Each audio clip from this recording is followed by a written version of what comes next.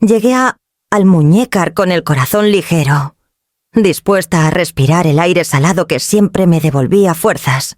El puente festivo era mi excusa para volver a mi rincón de paz. Esa casa de paredes encaladas y persianas verdes que había levantado con mis propias manos y con cada peseta ahorrada tras quedarme viuda. Aparqué el coche bajo los naranjos y abrí el portón con las llaves que siempre guardaba en mi bolso como un tesoro. Lo que encontré al cruzar el umbral me heló la sangre. En el jardín había coches desconocidos, música a todo volumen, niños corriendo entre mis macetas de geranios, latas de cerveza apiladas junto a la fuente que yo misma restauré con tanto esmero. El olor a carne asada impregnaba el aire y risas extrañas salían de mi terraza. Di 2 pasos más y la vi, mi hija Dalia, vestida con uno de mis delantales. Levantó la vista y me clavó una mirada de hielo. La música bajó un instante y su voz, cargada de desprecio, retumbó por encima de todos. ¿Por qué vino esa vieja parásita? Aquí no hay lugar. Las palabras me golpearon como una bofetada. Sentí que las piernas me temblaban, pero me mantuve erguida. A mi alrededor, los invitados vecinos curiosos, primos de Renato, caras que apenas reconocía, me miraban con una mezcla de incomodidad y burla. Yo, en mi propia casa, convertida en una extraña, quise hablar, decirle que esa era mi propiedad, que llevaba 20 años cuidando cada centímetro, que nadie podía echarme. Pero entonces Renato, con una sonrisa insolente, levantó la mano. Sostenía un portafolios de cuero del que extrajo un papel timbrado.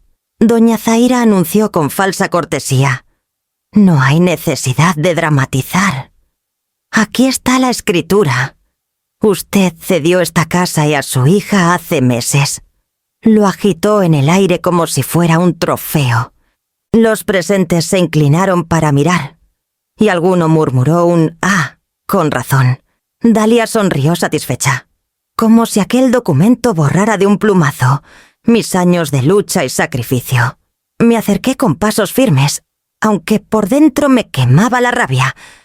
Reconocí mi nombre mal escrito, mi supuesta firma al final, una fecha reciente. El sello notarial parecía auténtico, pero yo sabía la verdad. Jamás había firmado semejante cosa. «Eso es falso», alcancé a decir con calma. Conteniendo el temblor en mi voz, Renato se encogió de hombros. «Puede llamarlo como quiera. La ley dirá lo contrario». Sentí un murmullo recorrer la terraza. Algunos me miraban con lástima, otros con desprecio. Dalia alzó la barbilla y, con ese tono cruel que había aprendido a lo largo de los años, remató: «Ya lo veis todos. Mi madre no sabe lo que hace. Por eso tuvimos que actuar». Mi pecho se cerró como un puño, pero no les di el espectáculo que esperaban. No grité, no lloré, no me lancé sobre los papeles. Sonreí. Una sonrisa pequeña, tensa, que me permitió guardar la dignidad. Guardé cada mirada, cada gesto, cada palabra en mi memoria. Sabía que aquel era solo el primer asalto de una batalla mucho más grande.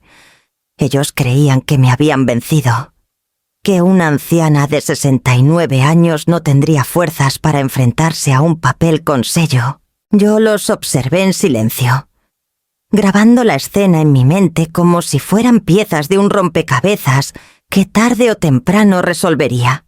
Mientras la parrillada continuaba, me retiré despacio hacia el portón.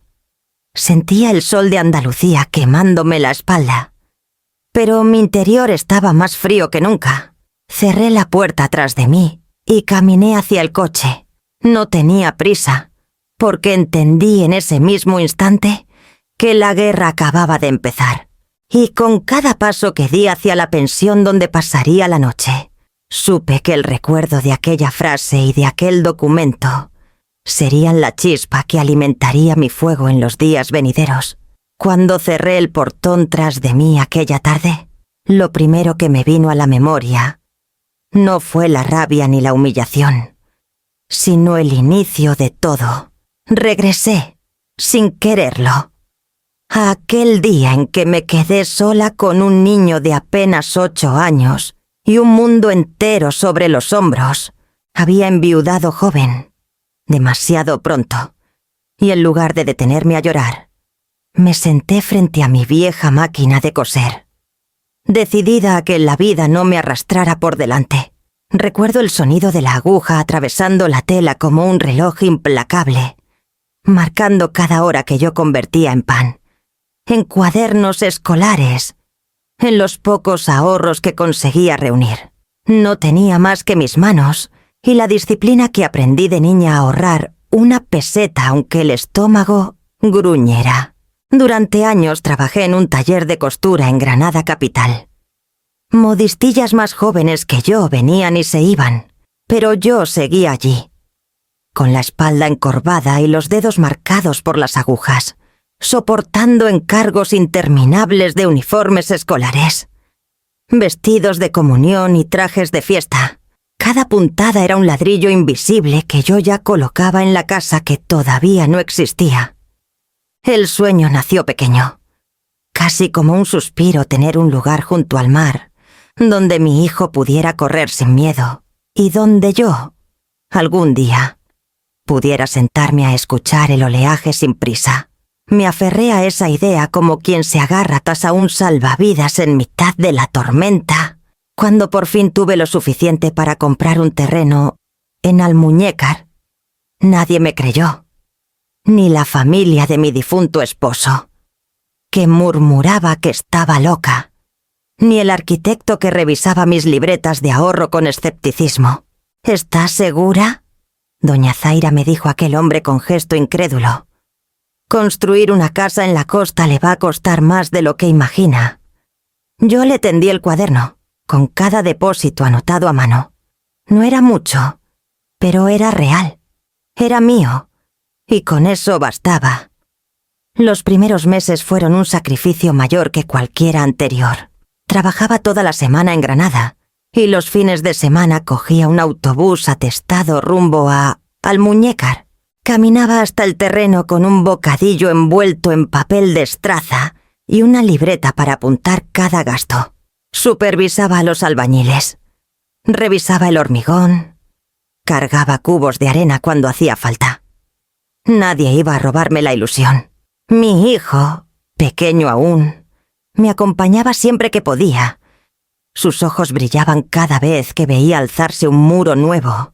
«Mamá, ¿de verdad esta será nuestra casa?», me preguntaba, acariciando los ladrillos húmedos. «No solo será nuestra casa», le respondía, «será el lugar donde nunca volveremos a sentirnos solos».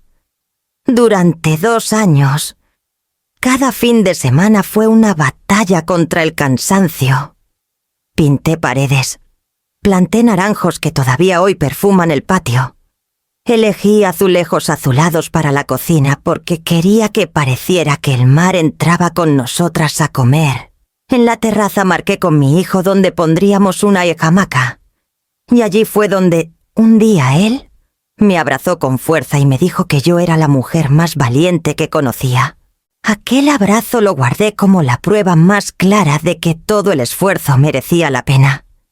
Y cuando finalmente nos instalamos, con muebles humildes y un par de cortinas que yo misma cosí, supe que aquella casa no era solo un techo, era mi victoria sobre la viudez, sobre la pobreza, sobre la indiferencia del mundo.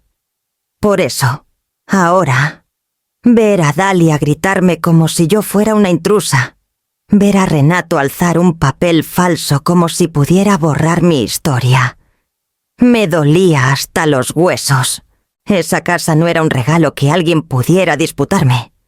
Era el resultado de cada madrugada cosiendo, de cada lágrima contenida, de cada fin de semana empapada de cemento y sudor. Nadie, ni siquiera mi propia sangre, tenía derecho a pisotear 20 años de sacrificio con una firma inventada. Regresé al día siguiente, más por necesidad que por decisión.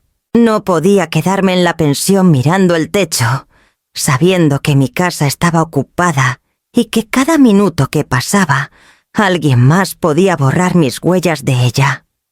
Llegué temprano, con la esperanza de que la resaca de la parrillada hubiera dejado a todos dormidos.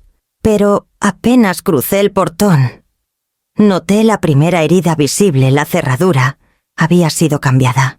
La llave que guardaba conmigo desde hacía 20 años ya no giraba. Toqué el timbre como una extraña. Una adolescente que no reconocí abrió la puerta de mala gana. Dentro. El olor era distinto. Como si la mezcla de perfumes baratos y grasa de cocina hubiese suplantado el aroma de nucs naranjos y lavanda que siempre reinó allí. El salón estaba desordenado, con ropa tirada sobre mis sillones, cojines en el suelo y botellas vacías en la mesa de centro. Me moví despacio, con la calma que aprendí a cultivar cuando la vida me quiso doblegar.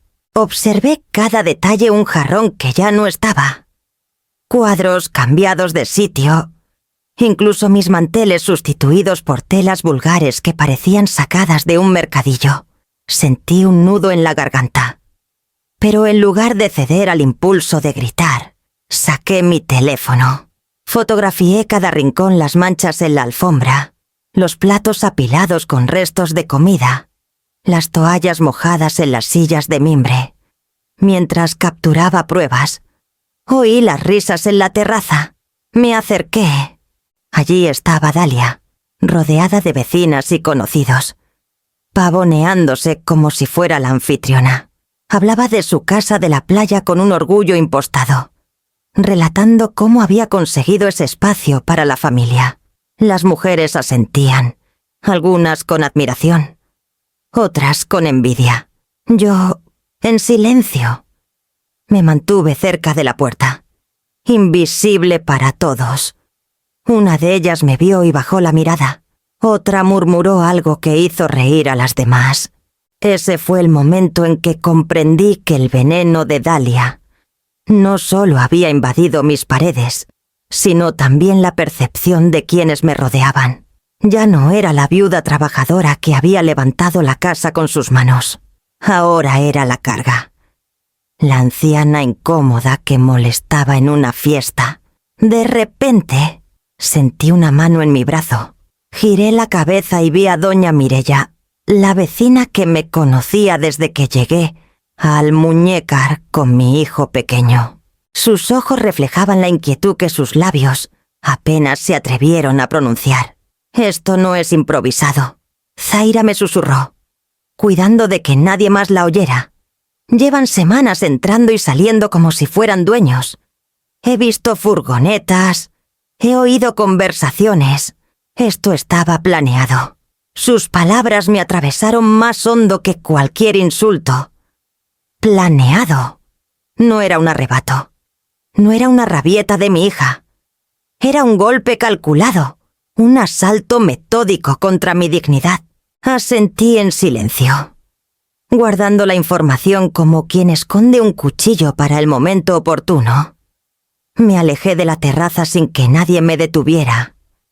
Volví a sacar fotos, la despensa vaciada, mis vajillas mal colocadas, incluso los marcos de plata con fotografías familiares relegados a una caja en un rincón. Cada disparo de la cámara era un clavo en la certeza de que ya no podía confiar en la sangre que llevaba mi nombre.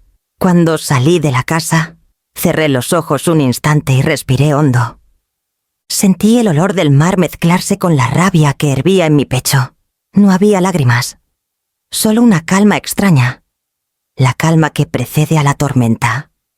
Sabía que, si quería recuperar lo que era mío, no podía actuar desde el grito, sino desde la estrategia. Guardé el teléfono en el bolso y miré hacia la carretera. Era hora de decidir el siguiente paso, y en mi interior ya se gestaba la certeza de que la batalla no sería corta ni limpia, pero sí necesaria. Salí de mi casa como quien se arranca una espina clavada en lo más hondo. Caminé despacio hasta el coche, con la mirada fija en el horizonte para no darle a nadie la satisfacción de verme derrotada. El aire del mar me golpeaba la cara. Pero yo solo sentía la pesadez de la rabia en el pecho. No era momento de discutir, ni de dejarme llevar por gritos que acabarían convertidos en eco vacío. Tenía que pensar. Y para pensar necesitaba distancia. Conduje hasta Motril y busqué una pensión modesta, de esas que no hacen preguntas y cobran en efectivo. La habitación era pequeña, con un colchón hundido y una lámpara coja, pero bastaba. Cerré la puerta y, por primera vez en mucho tiempo, me dejé caer sobre la cama sin fuerzas. El recuerdo de las palabras de Dalia seguía taladrando mis oídos, vieja parásita. Esa frase había nacido para humillarme, pero también había encendido un fuego que ya no se apagaría. Saqué del bolso un cuaderno de tapas azules, el mismo en el que solía apuntar mis cuentas de costura cuando aún trabajaba. Lo abrí y, con la misma disciplina con que anotaba cada peseta, empecé a escribir daños visibles en la casa. Muebles cambiados, vajilla rota, cerraduras sustituidas. Fui detallando con calma, línea tras línea, como si cada palabra me devolviera un poco de control. Después redacté otra lista posibles testigos. Doña Mireia, que había visto furgonetas entrar y salir. El repartidor de pan, que siempre dejaba la bolsa en mi portón y podía confirmar quién abría la puerta últimamente. El jardinero, que conocía mis plantas mejor que yo y había comentado hace semanas que notaba cambios en el cuidado del patio. Cada nombre era una pieza del rompecabezas. El dolor se transformaba en algo más frío, más firme. La rabia que me había hecho temblar en la terraza se iba acomodando en mis manos como una herramienta. No me serviría de nada perder los estribos. Ellos estaban preparados para reírse de mi furia. Lo que no esperaban era mi paciencia. Aquel cuaderno se convirtió en mi primera arma. Dibujé un esquema sencillo, pruebas gráficas, testigos, documentos. Revisé las fotos que había tomado con el móvil y las copié en notas, describiendo cada detalle. Hasta el olor a grasa rancia lo apunté, porque aprendí que en un juicio no hay nada tan pequeño que no pueda servir. Me quedé mirando mis apuntes un buen rato. Era curioso, de joven usaba el mismo cuaderno para anotar encargos de vestidos y uniformes escolares. Ahora lo usaba para coser otra tela muy distinta, la de mi defensa. En cierto modo, seguía siendo costurera con puntadas de palabras y evidencias. Estaba hilando un traje nuevo, uno que me cubriría en la tormenta que venía. Al caer la noche, bajé al comedor de la pensión y pedí un café. El sabor amargo me devolvió lucidez. Vi a los demás huéspedes charlar de fútbol, de trabajo, de cosas triviales. Yo permanecía en silencio. Con una certeza cada vez más clara, la familia me había subestimado. Creían que podían arrinconarme, reducirme a una anciana sin voz. No sabían que yo llevaba décadas peleando con enemigos más duros: la pobreza, la soledad, el duelo. Regresé a la habitación. Cerré las cortinas y guardé el cuaderno bajo la almohada como si fuera un tesoro. Respiré hondo y, por primera vez en el día, sentí paz. No era resignación. Era la calma de quien sabe que la batalla aún no ha comenzado y que tendrá que librarse con la cabeza fría y las manos firmes. Me acosté con los ojos abiertos, escuchando el murmullo lejano del puerto. En mi mente, las piezas empezaban a encajar, y con ellas, el siguiente paso se dibujaba inevitable. Al amanecer me levanté con un propósito claro. No bastaba con anotar daños ni acumular fotos. Necesitaba blindar lo único que me daba verdadera fuerza: mi independencia económica. Durante toda mi vida habías aprendido que el dinero no era un lujo, sino un escudo. Me lo enseñó la viudez temprana, cuando cada peseta contaba para que mi hijo y yo comiéramos. Ahora, con casi 70 años, ese aprendizaje seguía intacto. Fui directa a la sucursal de CaixaBank en Granada, donde todavía conservaba cuentas abiertas desde mis tiempos de costurera. El director, un hombre que me había visto durante décadas sacudir con mis pequeños ahorros, me recibió con gesto cordial. Yo, sin embargo, no tenía tiempo para saludos amables. «Necesito 2 cosas», le dije, mirando a los ojos bloquear cualquier acceso a mis cuentas que no pase por mí y emitir una carta médica que certifique que estoy en plena capacidad para gestionar mis finanzas. El hombre parpadeó, sorprendido, pero asintió enseguida. Sabía bien que yo no hablaba nunca en vano. Enseguida me derivaron al área jurídica del banco, donde firmé varios documentos. Después me enviaron a la clínica asociada, donde un médico revisó mi estado general y, tras un breve examen, dejó constancia oficial de que no sufría deterioro cognitivo alguno. Guardé la carta como si fuera oro. Sabía que ese papel valía más que 1000 excusas cuando mi hija intentara pintarme como una anciana incapaz. De vuelta en el banco, pedí que me imprimieran un extracto completo. Lo extendieron sobre la mesa y repasé cada cifra, ahorros acumulados en libretas antiguas. Un par de certificados a plazo fijo que llevaba años renovando. Incluso algunas pequeñas acciones de empresas locales que había comprado casi por intuición. Todo sumaba más de lo que muchos imaginarían. No era millonaria, pero tampoco la mujer vulnerable que Dalia pretendía exhibir. Al ver las cifras, recordé cada madrugada de costura, cada uniforme escolar entregado a tiempo, cada boda a la que contribuí con un vestido bordado a mano. Allí estaba, en tinta negra y columnas de números, la prueba tangible de que no me dejé arrastrar nunca por la lástima. Había construido, céntimo a céntimo, mi trinchera silenciosa, mientras guardaba los papeles en mi bolso. El director me pidió que lo acompañara así a su despacho. Cerró la puerta y habló en voz baja doña Zaira. «Debo informarle de algo. Hace unas semanas recibimos una solicitud de hipoteca sobre su casa de Almuñécar. La petición venía a nombre de su hija, Dalia Montemayor, con documentos que supuestamente la acreditaban como propietaria».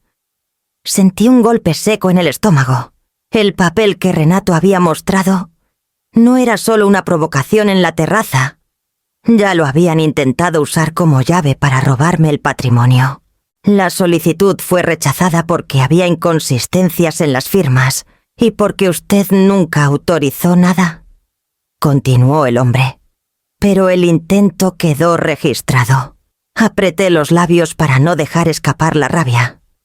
Tenía la prueba de que la traición era más profunda de lo que imaginaba. Ya no se trataba solo de humillarme. Habían querido hipotecar mi vida entera para financiar sus caprichos. Le pedí copia de todo el expediente, incluidas las notas internas que demostraban el rechazo. El director me lo entregó sin poner objeciones. Guardé aquel dossier en la misma carpeta donde ya reposaba la carta médica. Sentí un extraño consuelo. Cada papel que añadía era un ladrillo más en la muralla que me estaba construyendo. Salí del banco con paso firme, el bolso apretado contra el pecho. Por primera vez en días, el miedo se mezclaba con una determinación helada. Sabía que Dalia y Renato creían que yo era un desperdicio, una anciana que solo estorbaba, pero ignoraban que aquel dinero callado, acumulado durante décadas de sacrificio, estaba a punto de convertirse en la pólvora que haría estallar su farsa. Y con cada paso hacia la calle, tuve claro que el siguiente movimiento sería aún más decisivo. Volví a la casa con la excusa de recoger unas medicinas olvidadas en mi botiquín. Marta, la hermana de Dalia, me abrió con desgana, apenas disimulando la molestia de tener que dejarme pasar. Caminé con calma, fingiendo indiferencia. Mientras mis ojos recorrían cada detalle como un halcón, quería comprobar por mí misma, hasta dónde habían llegado en su invasión. Subí las escaleras despacio, como si mis rodillas me traicionaran, pero en realidad era el pulso el que se agitaba. Abrí el cajón de mi cómoda, donde siempre guardaba documentos personales, y lo encontré revuelto, entre recibos de luz, facturas antiguas y cartas que llevaba años sin leer. Apareció un sobre con mi nombre escrito en una letra que no era la mía. Lo abrí y el corazón se me encogió. Era un reporte médico que declaraba que sufría demencia senil, firmado por un doctor de un barrio cercano que jamás me había examinado. Leí y releí las palabras impresas, como si así pudieran desvanecerse. Decía que yo no estaba en condiciones de gestionar mis bienes, que necesitaba tutela y supervisión. Cada línea era un puñal. Yo, que aún cosía sin gafas los dobladillos finos, que manejaba mis cuentas con precisión milimétrica, que no olvidaba ni una fecha de vencimiento, me habían convertido en una caricatura de incapacidad para robarme lo que era mío. Sentí un sudor frío recorrerme la espalda, pero no me dejé vencer. Saqué el móvil y fotografié cada página. Luego, con manos firmes, guardé el documento en mi bolso. Ese papel sería una prueba irrefutable de la mentira que intentaban construir. Al seguir rebuscando, encontré un segundo golpe, un borrador de cesión de la casa.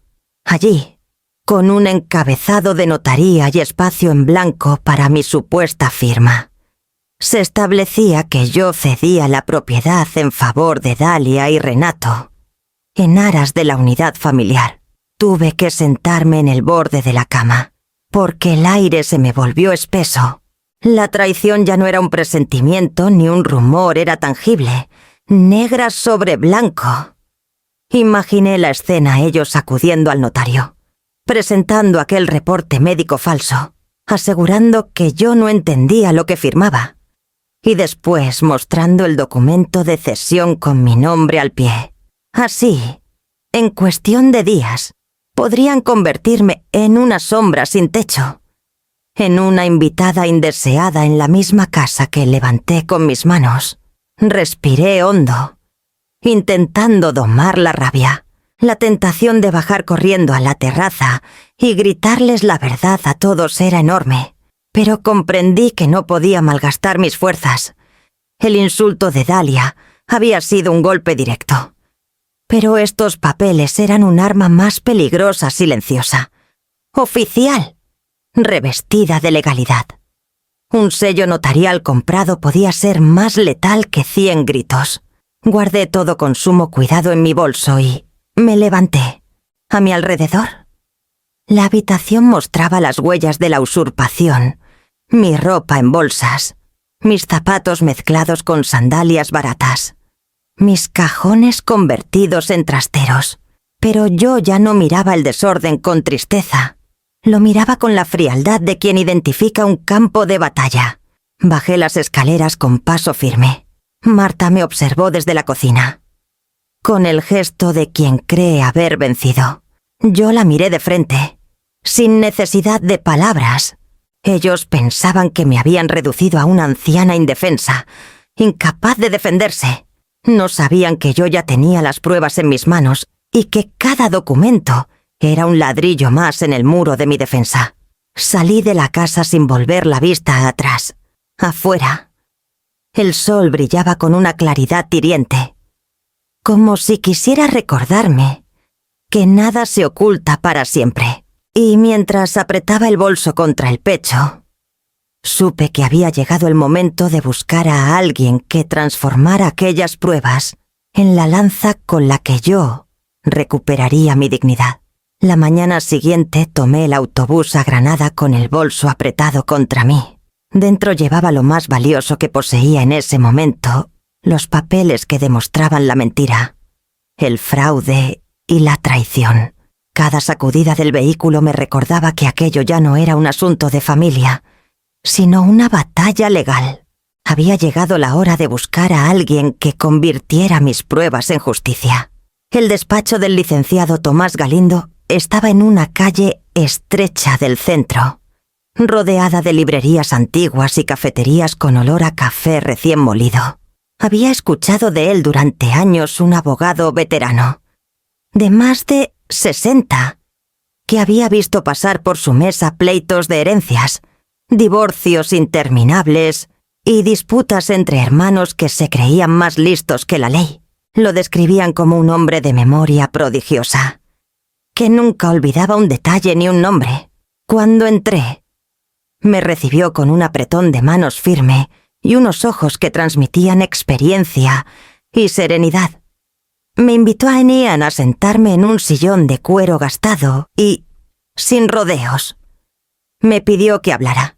Le conté todas las palabras de Dalia, la actitud de Renato, las cerraduras cambiadas, las fotos que había tomado, el reporte médico falso y el borrador de cesión. Abrí mi bolso y extendí los documentos sobre su escritorio, cuidando de que no se arrugaran más de lo que ya estaban. Él fue revisando uno por uno, haciendo pequeñas anotaciones en un cuaderno de tapas negras. Señora Montemayor, dijo al cabo de un rato, su caso es serio, pero también sólido. Ellos se han metido en aguas profundas creyendo que usted se quedaría callada. Lo primero que debe saber es que aquí no hay medias tintas. Vamos a ir con todo. Me miró fijamente, como si quisiera medir mi decisión. Yo asentí, sin dudar. Entonces comenzó a enumerar el plan, como un general que diseña la estrategia de una guerra. Primer frente, desalojo inmediato. Solicitaremos una orden judicial para que salgan de la casa sin demora. Segundo, denuncia por falsificación. Este reporte médico es prueba de un delito, y el doctor que lo firmó no saldrá ileso. Tercero, querella por robo. Usted menciona joyas desaparecidas y daños en la propiedad. Todo eso cuenta y será perseguido. Cuarto, medidas cautelares. Pediremos que se prohíba cualquier intento de mover, hipotecar o vender la casa hasta que el proceso esté resuelto. Al escucharlo, sentí que la rabia contenida de los últimos días se transformaba en una especie de alivio. Por fin alguien ponía orden al caos que había invadido mi vida. Pero necesitamos pruebas sólidas, añadió con voz grave. Testigos, fotos, documentos. Usted ya ha empezado bien, pero hará falta más. No deje de anotar cada detalle. Si algún vecino ha visto algo, que esté dispuesto a declarar. Si encuentra más papeles, tráigalos de inmediato. Saqué el cuaderno azul de mi bolso y lo puse sobre la mesa.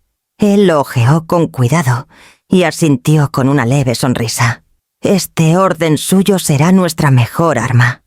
La disciplina, señora Montemayor, vale más que 100 discursos. Me explicó los plazos, los riesgos, los posibles movimientos de la otra parte. Yo escuché todo con la calma que da la certeza de haber elegido el camino correcto. Al despedirnos, estrechó de nuevo mi mano. No se preocupe.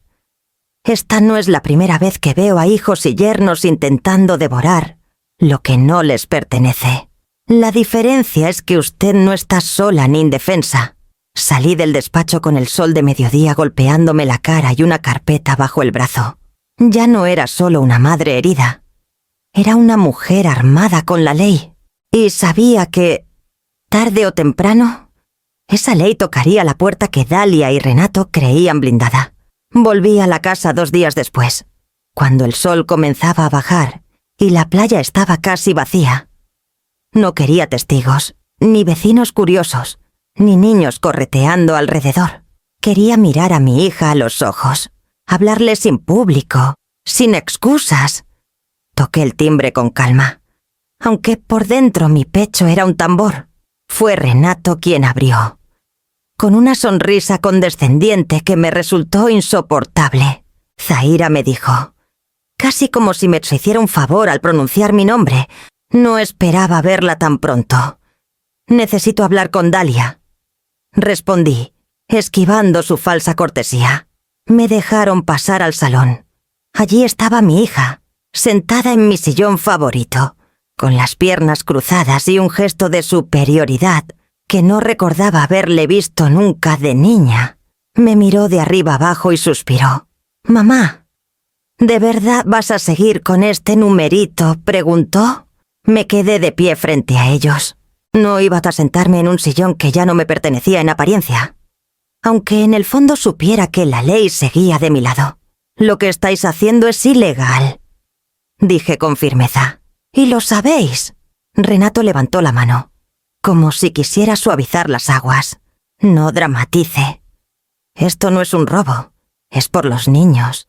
Ellos necesitan un lugar amplio, con jardín, con mar. Usted ya casi no viene. ¿Qué sentido tiene que una casa tan grande esté vacía la mayor parte del año?». Me hervía la sangre. «Esa casa la construí con mis manos. Es mi refugio. No es un juguete para vuestros caprichos». Dalia se inclinó hacia adelante. Sus ojos fríos. «Mamá, lo estamos haciendo por la familia. Por mis hijos, sus nietos. No quiere que crezcan en un lugar así. Usted puede quedarse con su piso en Granada. Déjenos a nosotros la playa». «Dejaros», repetí, incrédula. Renato intervino con voz calculada. «Podría donar la casa a Dalia. Hacerlo oficial. A cambio, claro, tendría siempre las puertas abiertas. Podría venir de visita cuando quisiera». La carcajada que me salió fue amarga, pero auténtica. «¿Visita? ¿En mi propia casa?». Dalia frunció el ceño. «Mamá, no sea orgullosa. Esto es lo mejor para todos». Me acerqué despacio a la mesa del comedor, donde todavía quedaban restos de la última comida. Dejé mi bolso sobre la madera y los miré con la serenidad que solo da la determinación. «Os voy a dar una última salida», dije despacio, marcando cada palabra. «¿Os marcháis de esta casa voluntariamente? Pagáis los daños, devolvéis lo que habéis tomado y pedís disculpas. Si lo hacéis, dejaré las cosas en paz».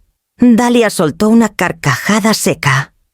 «¿De verdad cree que vamos a aceptar sus condiciones?». Renato sonrió con burla. «Usted no tiene fuerza para echarnos. Además, los papeles están de nuestro lado». Saqué entonces mi cuaderno azul. Lo abrí y dejé que vieran algunas de las notas. Fotos impresas, copias de los documentos falsos. «Os estáis equivocando», les advertí. «Ya tengo abogado, ya tengo pruebas». El silencio llenó la habitación durante unos segundos. Pude ver un destello de nerviosismo en los ojos de Renato, pero se recompuso enseguida. «Que haga lo que quiera, señora. Al final somos familia. Y la familia siempre termina arreglándose. La familia no se roba». Respondí, mirándolos con dureza. «Y la familia no falsifica papeles para dejar a una madre en la calle». Dalia se levantó, desafiante. «Pues vaya pensando en abogados, mamá. ¿Por qué no pienso irme de aquí?». Guardé mis notas con calma. Me colgué el bolso y me dirigí a la puerta.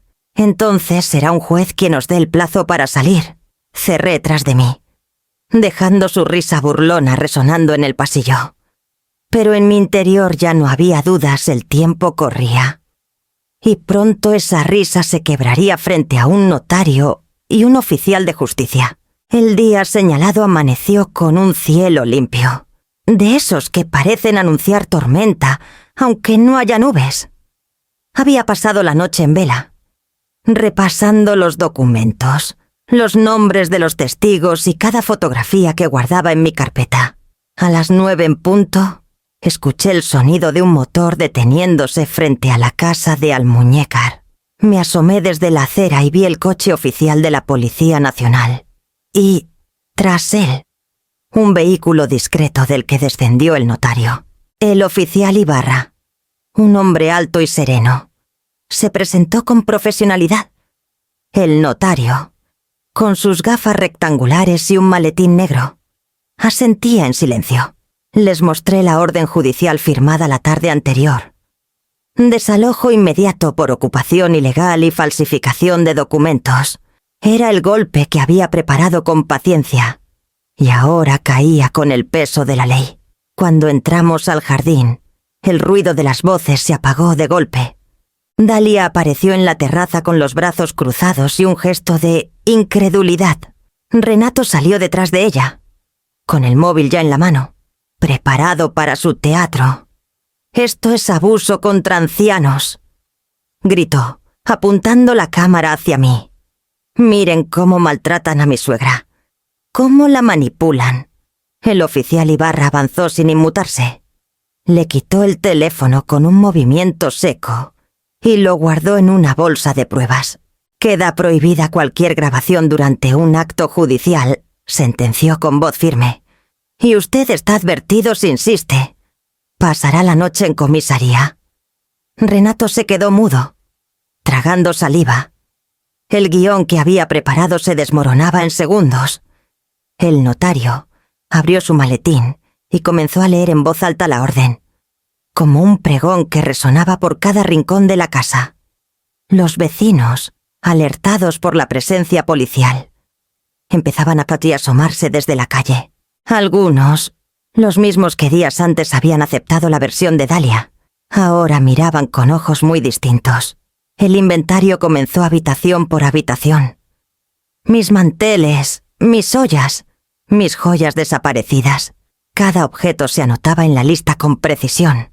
Yo seguía a los funcionarios con la espalda recta, respirando el olor a tinta fresca de la justicia. Dalia intentó interponerse en la cocina, diciendo que todo lo que allí había era suyo. El notario levantó la vista con calma y señaló los recibos que yo le había entregado previamente. Cada factura guardada como si hubiera sabido que este momento llegaría. Ella retrocedió, murmurando excusas. En el dormitorio encontré mis vestidos arrugados en bolsas de plástico, como si fueran trapos de mercadillo. El oficial ordenó que se devolvieran de inmediato a mis armarios. 2 agentes se encargaron de supervisar la tarea, y los murmullos de los vecinos se intensificaron al ver a la familia de mi hija recogiendo como ladrones sorprendidos infraganti. El colmo llegó cuando Renato, rojo de rabia, gritó que todo era un montaje, que yo estaba senil y que pronto demostraría que no podía manejar nada. Entonces el notario sacó de la carpeta la carta médica reciente, que certificaba mi plena capacidad. La ley hablaba con mi nombre escrito en tinta oficial. El silencio que siguió fue atronador. Vi la cara de mi hija, desencajada, incapaz de sostener la mentira. Por primera vez desde que todo comenzó, bajó la mirada. No había insulto que cubriera esa vergüenza. Los vecinos lo notaron, y algunos incluso cruzaron los brazos, como jueces silenciosos presenciando la caída de quien se creyó intocable. La humillación había cambiado de bando. Ya no era yo la anciana convertida en intrusa. Eran ellos, desalojados bajo la mirada de todos, expuestos en su mentira. Cada maleta que cargaban hacia el coche era una confesión muda de culpabilidad. Cuando finalmente firmaron la notificación de entrega de llaves, el notario me las devolvió con solemnidad. El frío metal en mi mano era la confirmación de que había recuperado no solo mi casa, sino también mi lugar. El oficial Ibarra se despidió con un apretón de manos y un gesto de respeto. Me quedé en la terraza, viendo cómo Dalia y Renato se alejaban con la cabeza gacha. Y en ese instante supe que aquello apenas era el principio. Lo legal estaba resuelto, pero lo emocional todavía guardaba su desenlace. Los días posteriores al desalojo fueron un remolino de silencios tensos y llamadas perdidas. No era difícil adivinar que Dalia y Renato se revolvían entre reproches y excusas, intentando digerir la humillación pública. Yo, en cambio, caminaba por mi casa recién recuperada como quien toca las cicatrices de una herida aún abierta, cada mueble fuera de lugar, Cada cajón hurgado me recordaba que la traición no había sido un accidente, sino un plan. La confirmación llegó una tarde, cuando bajaba al pueblo a comprar pan. Frente a la panadería, los vi discutiendo en plena calle.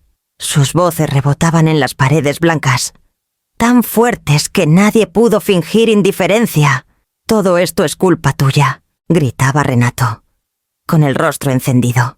«Me prometiste que era seguro, que tu madre firmaría sin darse cuenta, que el notario estaba controlado. Y míranos ahora, en la ruina, con la policía siguiéndonos los pasos». Dalia se cruzó de brazos, desafiante, aunque la máscara de soberbia ya no le cubría los temblores de la voz. «¿Seguro? ¿De quién fue la idea de falsificar el reporte médico? ¿Quién habló con ese doctorucho para pagarle bajo la mesa?» «No fui yo, Renato. Fuiste tú». Él empalideció. «Mentira. Tú me presionaste. Tú me decías cada noche que había que quedarse con la casa porque era injusto que estuviera vacía. Tú me repetías que la vieja no la necesitaba». Sentí que el aire me pesaba al escuchar cómo se echaban culpas como piedras arrojadas en un pozo sin fondo. Era como si, al destruirse entre ellos, terminaran de dinamitar el último hilo que los unía conmigo. Dalia dio un paso hacia su marido, los ojos brillando de rabia. «¿Y acaso no eras tú el que necesitaba dinero para tapar las deudas de tu empresa? ¿No fuiste tú quien me dijo que hipotecar la casa de mi madre sería la salvación? Yo solo te seguí». La palabra hipotecar me golpeó como un eco. Ya lo sabía por los documentos del banco, pero oírlo de sus labios me confirmó que nunca hubo un error, solo codicia compartida. Renato, con un gesto torcido, escupió las palabras como veneno. «Te seguí a ti porque pensé que conocías a tu madre. Pensé que la tenías dominada, que iba a callarse como siempre. Pero no, claro, tenías razón en una sola cosa. Subestimamos a esa mujer». Dalia guardó silencio unos segundos, con la mandíbula apretada. Luego murmuró algo que me heló la sangre. «No es mi madre. No después de esto. No hizo falta más». Comprendí que aquel lazo que me había sostenido durante décadas se había roto en 1000 pedazos. Ya no quedaba ni rastro de la niña a la que llevé de la mano a la escuela, de la joven que me abrazaba cuando discutía con amigas, de la hija que me prometía cuidarme cuando yo envejeciera. La mujer que tenía delante era otra fría, rota por la ambición, incapaz de reconocer su error. Me quedé quieta, sin que ellos notaran mi presencia. Una parte de mí quería acercarse, gritarles que todavía había tiempo, que podían rectificar, pero otra, más fuerte, sabía que la grieta ya era definitiva, que seguir llamándola hija solo servía para mantenerme en un lugar de víctima. Regresé a mi casa sin comprar el pan. Cerré la puerta y apoyé la espalda contra la madera. No lloré. Las lágrimas se habían agotado. Lo que sentí fue un silencio seco, como cuando un pozo se queda sin agua. En ese vacío encontré una verdad que dolía, pero también liberaba. Podía seguir siendo madre, pero no seguiría siendo víctima. Y esa certeza me dio fuerzas para pensar en el próximo movimiento que aseguraría, de una vez por todas, que nunca más volverían a tocar lo que era mío. Las semanas siguientes fueron un desfile de papeles, notificaciones y llamadas desde el despacho del licenciado Galindo. Cada día que pasaba, el entramado que Dalia y Renato habían construido con tanto descaro se iba resquebrajando. La primera noticia me la dio él mismo. Con un gesto contenido de satisfacción, el médico que había firmado el reporte falso de demencia senil fue suspendido de manera inmediata por el Colegio de Médicos. La investigación destapó otros casos similares. No era la primera vez que vendía su sello a cambio de billetes arrugados. Luego vinieron las resoluciones judiciales. Las multas eran astronómicas, cientos de miles de euros por fraude. falsificación de documentos y daños patrimoniales. Renato palideció al escuchar las cifras. Incapaz de imaginar cómo las pagarían. Sus cuentas fueron embargadas. El coche nuevo que tanto mostraba en redes pasó a manos de un depositario judicial. Vi cómo, poco a poco, el orgullo con el que habían desfilado por el pueblo se convertía en murmullo de vergüenza. Yo no me regodeaba en su desgracia, aunque confieso que hubo un momento de alivio al saber que la justicia no se había dejado comprar. Lo que realmente me importaba era otra cosa: blindar mi legado para que nadie volviera a disputármelo. Una tarde, mientras el sol caía sobre las persianas de mi casa recién recuperada, abrí la libreta donde años atrás había anotado cada gasto de costura y cada peseta guardada.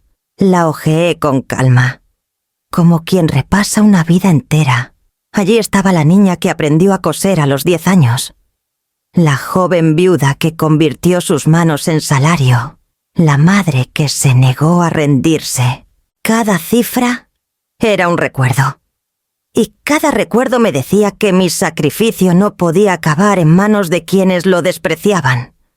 Llamé al notario y pedí cita. Cuando me senté frente a él, con la calma de quien ha tomado una decisión irrevocable, le expliqué mi deseo. La casa de la playa no sería para Dalia ni para Renato, ni para ningún heredero que pudiera reclamarla por la fuerza del apellido. Sería destinada a ser un proyecto social. Quería que se convirtiera en un lugar de respiro para mujeres mayores que, como yo, hubieran tenido que pelear solas contra la vida. El notario tomó nota con precisión. Añadí cada detalle. El jardín debía mantenerse con los naranjos que yo misma había plantado. La sala grande serviría como taller de costura para enseñar un oficio. Las habitaciones se convertirían en espacios de retiro y descanso. Así, la casa no sería símbolo de pleito ni de traición, sino de dignidad compartida. Mientras firmaba el Nuevo Testamento, sentí que un peso enorme se desprendía de mi espalda.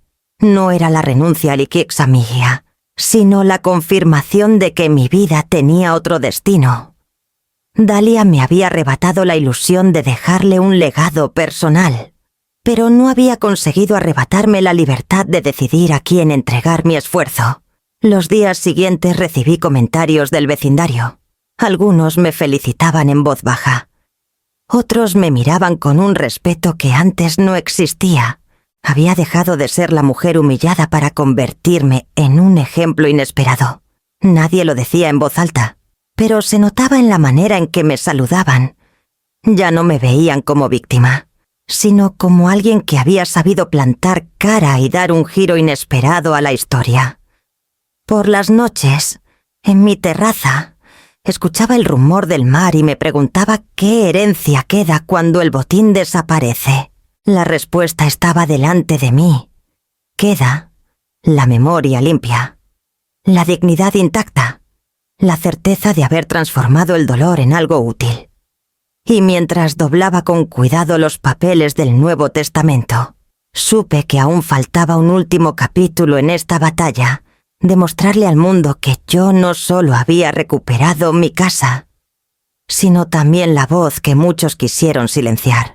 Comprendí que la justicia en los tribunales era necesaria, pero no suficiente. El fraude de Dalia y Renato no solo había intentado arrancarme mi casa, también había querido sepultar mi nombre en la sombra de la vergüenza. Y yo no pensaba permitir que esa sombra se quedara pegada a mi piel. Una mañana, me acerqué a la redacción del periódico local de Granada con la carpeta llena de documentos bajo el brazo. Me recibió una periodista joven. Con mirada viva y libreta en mano, le conté la historia sin adornos, la falsificación del reporte médico, el intento de hipoteca fraudulenta, la invasión de mi casa. Ella escuchaba con atención, levantando de vez en cuando la vista con asombro y rabia contenida. ¿Está dispuesta a que publiquemos nombres? Preguntó finalmente. Estoy dispuesta a que publiquen la verdad. Respondí sin titubeos. 2 días después, la noticia apareció en primera plana de la edición comarcal. Anciana de 69 años, frustra intento de despojo familiar con documentos falsos. El artículo incluía fotografías de los documentos, declaraciones del abogado Galindo y una breve entrevista en la que, con voz serena, decía: «No quiero venganza, quiero justicia y respeto». El eco fue inmediato. En el mercado, las mujeres con las que antes cruzaba un saludo indiferente me detenían para apretarme la mano. El pescadero me regaló un par de sardinas por valiente, y la panadera me dijo con orgullo que mis palabras eran ejemplo para todas las madres que habían callado demasiadas humillaciones. La parroquia también se sumó.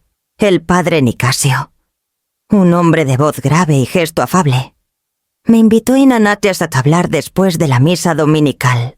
Dudé al principio, pero cuando subí al atril y vi los rostros atentos de los vecinos, entendí que no hablaba solo por mí.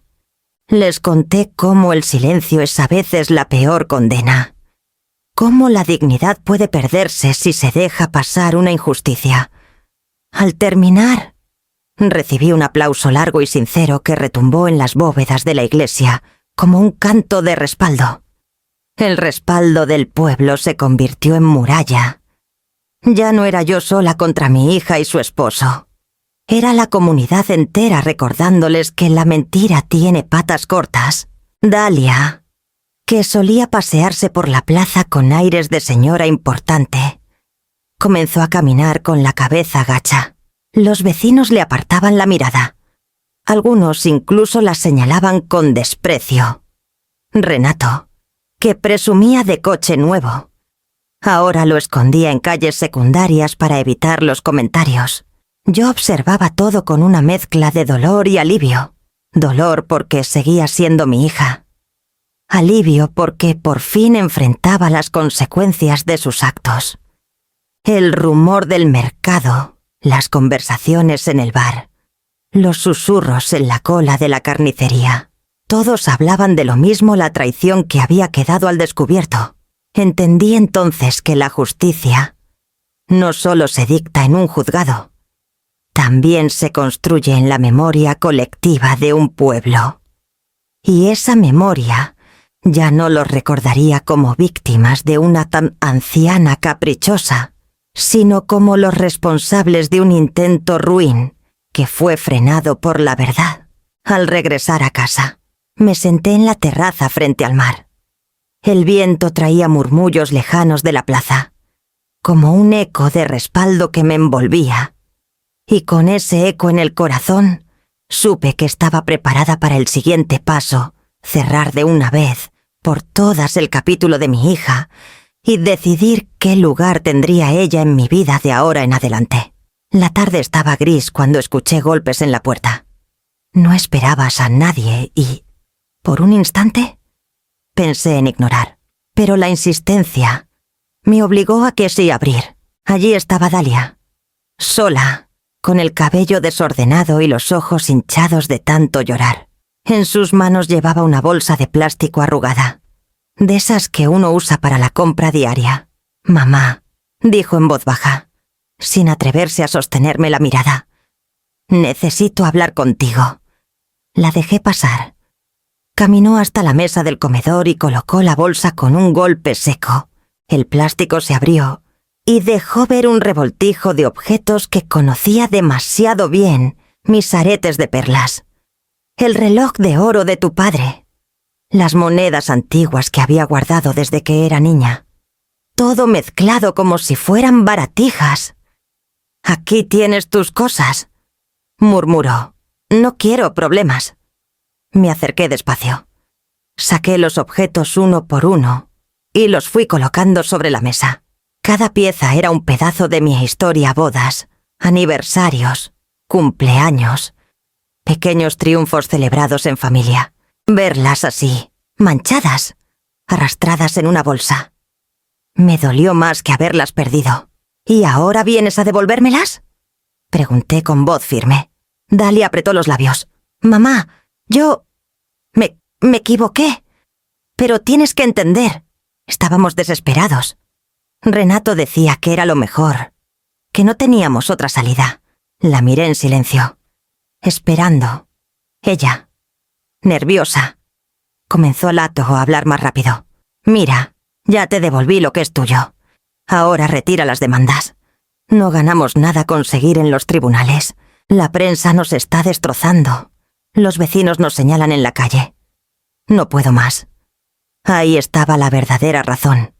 No era arrepentimiento, era miedo. Miedo al castigo, miedo al qué dirán. ¿Y piensas que con devolver unas joyas basta para borrar todo lo demás? Le pregunté, sin subir el tono. Al menos demuestro que no quería robarte. Insistió. Fue Renato quien lo planeó todo. Él hablaba de vender la casa, de conseguir dinero rápido, de empezar una nueva vida. Incluso me confesó que pensaba irse con otra mujer. Sus palabras quedaron suspendidas en el aire, pesadas como plomo. La miré a los ojos por primera vez desde que entró. Allí no vi orgullo ni altivez, solo la desesperación de alguien que ya no tenía dónde apoyarse. ¿Y tú lo permitiste? Susurré. Yo le seguí porque tenía miedo de perderlo, porque pensé que, si le daba lo que quería, se quedaría conmigo. Me llevé las manos al rostro.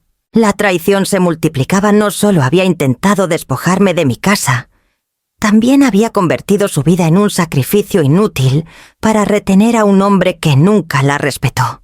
Ella se dejó caer en una silla, derrotada. Mamá, por favor, retira las denuncias. No quiero cárcel. No quiero más vergüenza. Guardé silencio unos segundos. Luego recogí cada joya con cuidado. Las puse en un paño limpio y cerré la bolsa con un nudo firme. Esto no se trata solo de joyas. Dalia, se trata de todo lo que rompiste. No soy yo quien debe limpiar tu nombre. Eres tú quien debe cargar con lo que hizo. Ella me miró como si no me reconociera. Quizá por primera vez entendió que no me doblegaría. Se levantó, murmuró algo ininteligible y salió, dejando tras de sí un eco de pasos vacíos. Yo me quedé en la mesa, mirando mis joyas recuperadas, sabiendo que ninguna pulsera ni anillo podía devolverme la confianza perdida. Respiré hondo. Guardé el paño en un cajón y comprendí que la confesión de mi hija, nacida del miedo, no era redención. Era simplemente la confirmación de que el vínculo que nos unía había quedado irreversiblemente quebrado. Y mientras cerraba la puerta, sentí que el siguiente paso ya estaba trazado de mostrarle al mundo y a mí misma que ser madre no significaba seguir siendo rehén. Una semana después de que Dalia apareciera en mi casa con aquella bolsa de plástico, decidí convocarlos a ambos. No quería dejar grietas por donde luego se colaran excusas. Les pedí que vinieran a hablar conmigo, sin abogados ni notarios, sin periodistas ni vecinos, solo nosotros tres. Una última ocasión para que eligieran el camino de la reconciliación, antes de que la maquinaria judicial siguiera aplastando lo poco que quedaba de ellos. Llegaron juntos, aunque desde el primer instante se notaba que la unidad era fingida. Renato entró con el pecho erguido, como quien todavía cree tener el control de la partida, y Dalia apenas me sostuvo la mirada, arrastrando los pies. Les ofrecí café. Aunque nadie lo probó, saqué un papel con las condiciones que había preparado. Lo puse sobre la mesa y hablé con calma. Os voy a dar una alternativa, dije. No para borrar lo que hicisteis, porque eso es imposible, sino para reparar en lo que se pueda. Quiero 3 cosas primero. Una compensación económica por los daños y objetos robados. Segundo, que realicéis trabajo comunitario en el pueblo. donde todos sepan que asumís vuestra responsabilidad.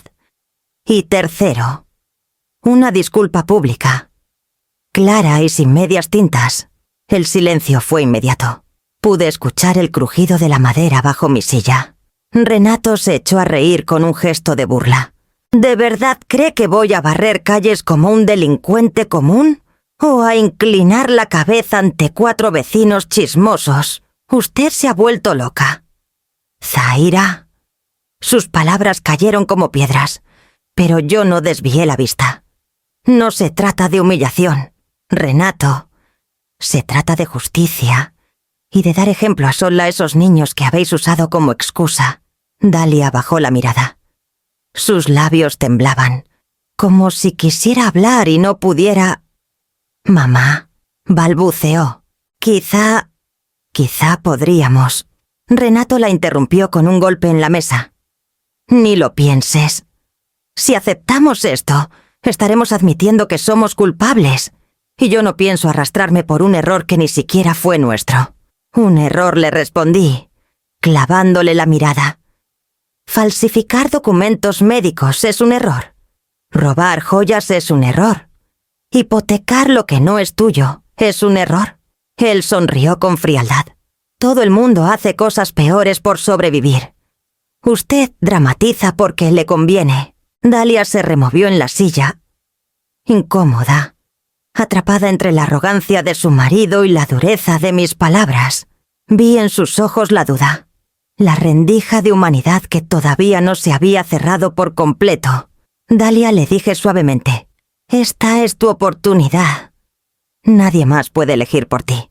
Puedes quedarte en silencio y seguir la voz de Renato. O puedes hacer lo correcto y limpiar tu nombre. Ella respiró hondo, pero no dijo nada. Las manos le temblaban sobre el regazo. Renato se levantó, dando por terminada la reunión. No vamos a aceptar ninguna de sus condiciones, espetó. Si quiere seguir con juicios, adelante.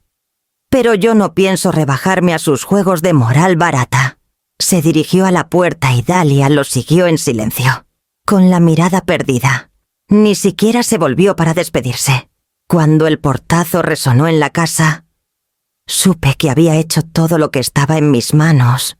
La alternativa estaba ahí, tendida como un puente. Y ellos habían preferido incendiarlo. No era yo quien los condenaba. Eran ellos mismos, pagando con orgullo lo que podrían haber salvado con humildad. Me quedé sola en el comedor, con el papel de mis condiciones intacto sobre la mesa. Y comprendí que la verdadera batalla ya no era convencerlos, sino asegurar que mi legado quedara a salvo, más allá de su obstinación.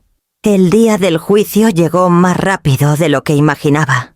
Me senté en la sala, con el corazón latiendo sereno, como si cada golpe fuese un recordatorio de que la verdad estaba de mi lado. El juez repasó los cargos con voz firme: falsificación, intento de fraude patrimonial, invasión de propiedad y hurto menor. Dalia y Renato escuchaban sin levantar la vista. La sentencia cayó como un mazo: libertad condicional, multas que vaciarían sus bolsillos y 200 horas de trabajo comunitario. El juez fue más allá con una medida que sorprendió a todos. Dalia debería leer una disculpa pública en la plaza de Granada, frente a quienes la habían visto pasearse con aires de dueña en el pasado. Renato, en cambio, no esperó. Apenas escuchó el fallo. Desapareció del mapa. Algunos decían que había huido a otra provincia, otros que se escondía de las deudas y de la vergüenza. Yo no sentí alegría ni venganza, solo una paz extraña, la calma de quien ha visto la justicia funcionar aunque llegue tarde. El día de la disculpa pública, la plaza estaba llena. Vecinos, periodistas y curiosos se arremolinaban alrededor del templete. Dalia subió las escaleras con un papel en la mano, pálida, con las rodillas temblando bajo el vestido. La vi cerrar los ojos un instante antes de comenzar a leer.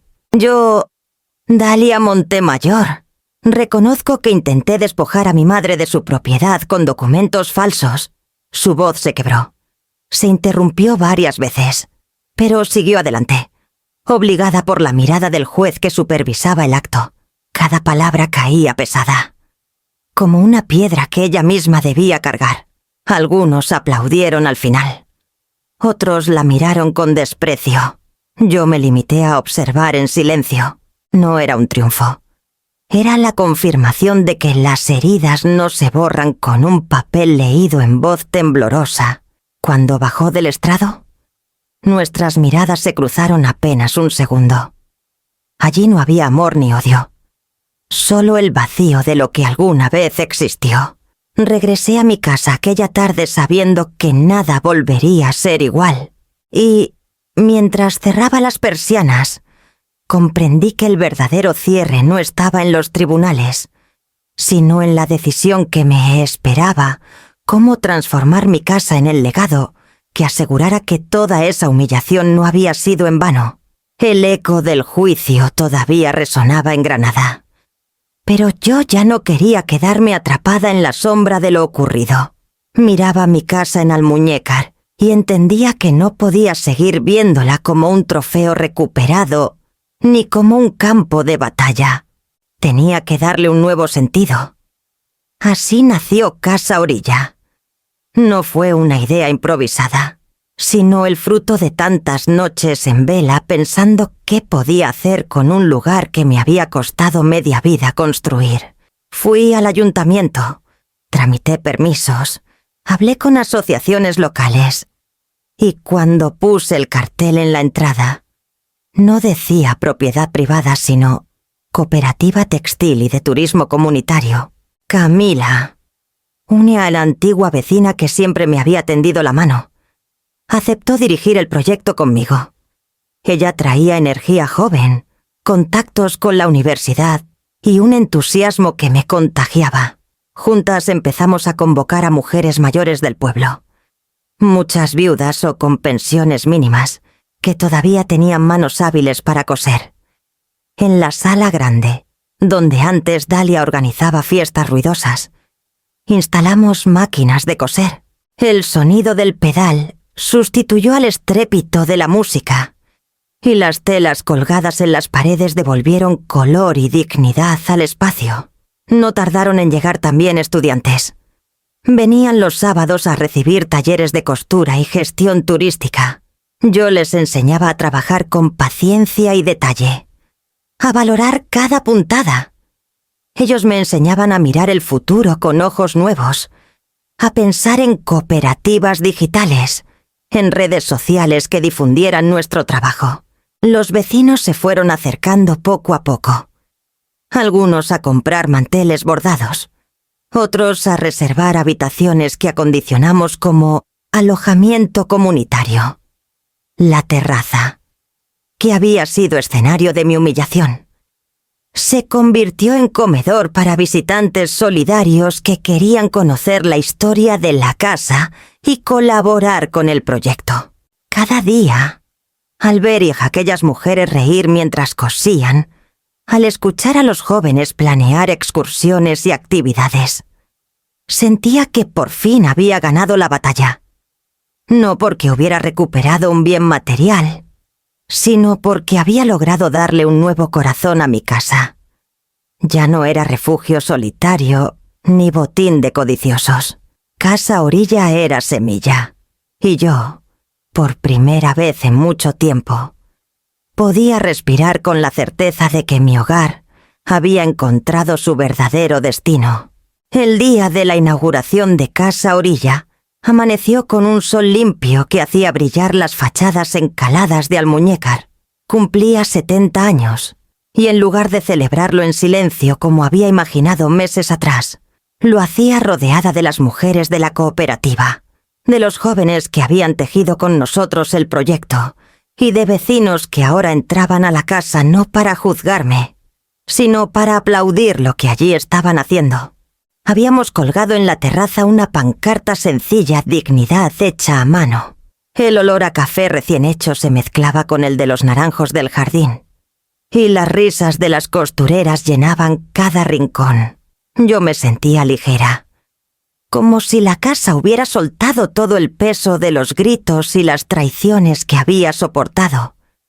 Camila tomó la palabra, agradeció a todos por creer en la idea y me ofreció un ramo de flores que habían bordado en un mantel colectivo. Era un gesto humilde y profundo, cada puntada llevaba la firma invisible de una mano diferente. Lo sostuve con emoción, pensando en cuánto había cambiado mi vida desde aquella mañana en que escuché a mi hija llamarme vieja parásita. En medio de los aplausos, vi una figura detenerse en la entrada. Dalia. Venía sola, sin Renato, sin hijos, sin altivez. Llevaba un vestido arrugado y la mirada baja, como quien ha perdido todas las batallas. Avanzó despacio hasta mí. El silencio se hizo denso. «¡Mamá!», susurró. «No vengo a pedirte perdón. Sé que con palabras no basta. Vengo a pedirte trabajo». Las mujeres de la cooperativa se miraron entre sí, algunas con recelo, otras con compasión. Yo la observé en silencio. Vi a la hija que había amado, pero también a la mujer que había intentado destruirme. No era fácil.